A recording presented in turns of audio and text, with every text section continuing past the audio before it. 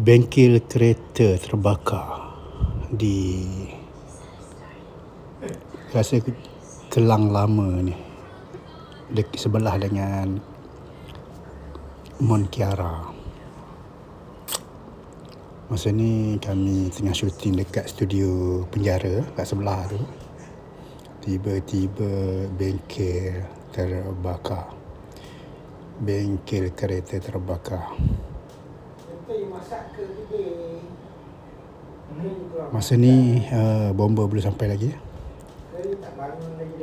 Sebab jalan sini sempit. Bukan senang lah bomba nak sampai. Okey. Bomba dah sampai dan api dapat dipadamkan.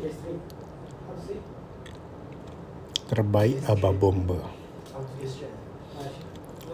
Hari yang sama, 2 tempat terbakar.